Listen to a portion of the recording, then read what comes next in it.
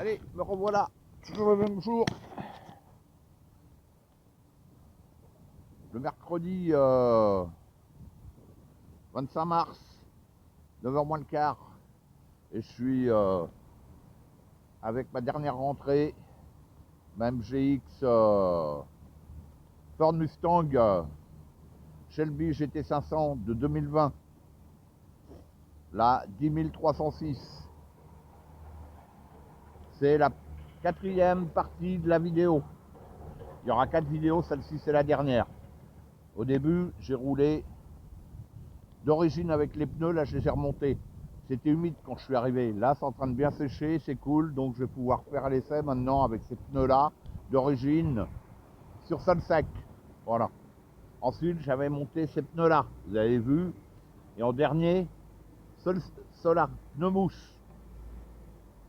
Bon, j'ai pas mis les cônes comme je l'ai dit dans les précédentes vidéos. C'est avec le vent qu'il y a, il tenait pas. Donc j'avais pas passé ma vie à les ramasser. Donc je le rappelle,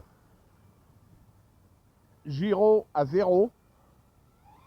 J'ai réduit mon débattement via la radio de la direction.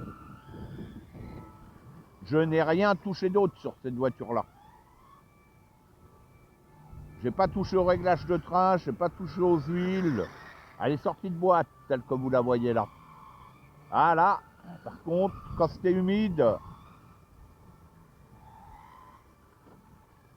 quand elle était humide, elle glissait mieux.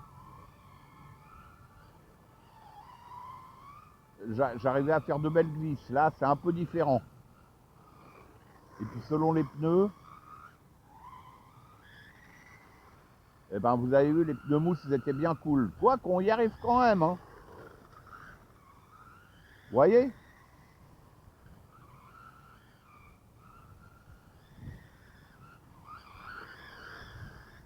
Eh, sincèrement, pour une sortie de boîte, waouh, hein. Vous voyez, on a du mal à la mettre en tête à queue, hein. Alors que la C3 ou la Polo, eh ben, elle part en tête à queue direct, hein, et c'est les mêmes pneus, hein. Si je dis pas de bêtises, c'est les mêmes pneus. Vous voyez?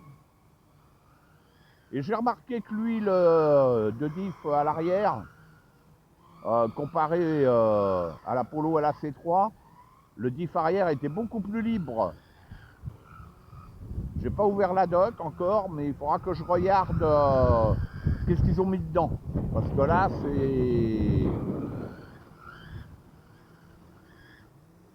je dirais que c'est presque nickel, hein. Je pense pas toucher à l'huile sur celle-ci, hein. Je la comparerai avec ma Polo, mais il faudra que je la compare avec les mêmes pneus pour qu'on soit eh ben, pour qu'on soit bien, quoi. Ils ne pourront pas toucher le train avant. Le train avant, il a pas mal d'ouverture sur celle-ci, hein. D'origine. Après, bon, je pense que d'un modèle à l'autre, les réglages sont pas pile poil, hein. Puisque entre la Citroën,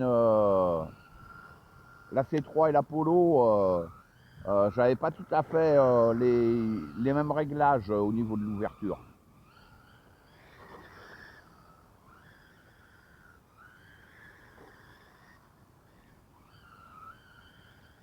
Bon, là, je vais arrêter la vidéo là. Il y aura peut-être une 5e vidéo. Ce que je vais faire, je vais regarder si j'ai ma clé par contre. Je vais réduire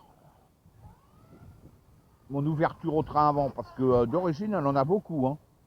C'est waouh, hein. Oh, j'ai un fil d'éclairage qui se barre en sucette là, qui a dû se décoller. Ouais, je sais pas si on va voir. Vous voyez l'ouverture qu'elle a, ça, hein. C'est fou, hein. Et puis elle a un peu de carrossage apparemment.